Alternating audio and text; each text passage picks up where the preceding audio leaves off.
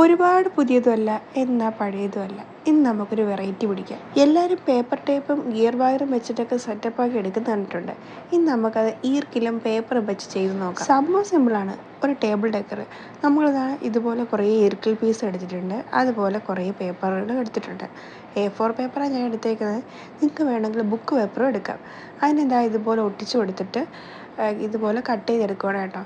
Cut ചെയ്തെടുത്ത് സെറ്റപ്പായി കഴിഞ്ഞാൽ ഇനി നമുക്ക് പെയിൻറ്റിങ് ആണ് കേട്ടോ. ഞാനിവിടെ സ്നേക്ക് പ്ലാന്റ് ആണ് തീമാക്കുന്നത്. അപ്പം ഇത് സെൻറ്ററിൽ ഗ്രീനും സൈഡിൽ ഒരു യെല്ലോ ഷെയ്ഡാണ് ഞാനിവിടെ കൊടുക്കുന്നത്. പെയിൻ്റ് അടിയൊക്കെ കഴിഞ്ഞപ്പോൾ തന്നെ നമ്മൾ സ്നേക്ക് പ്ലാന്റ് ഇവിടെ സെറ്റപ്പായി വന്നിട്ടുണ്ട്.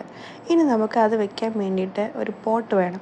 ഈ പോട്ടിനായിട്ട് ഞാൻ എടുത്തേക്കുന്നത് ഒരു പഴയ കുപ്പിയുടെ ബാക്കാണ് കേട്ടോ. ഇത് ഞാൻ കളർ ചെയ്ത് മുന്നിപ്പോഴേ വെച്ചതാണ്. അത് ഞാനിതുപോലെ 4 കാല് വെച്ച് കൊടുക്കുകയാണ് കേട്ടോ. ഇതിന് പേപ്പർ ട്യൂബാണ് ഞാൻ എടുത്തേക്കുന്നത്.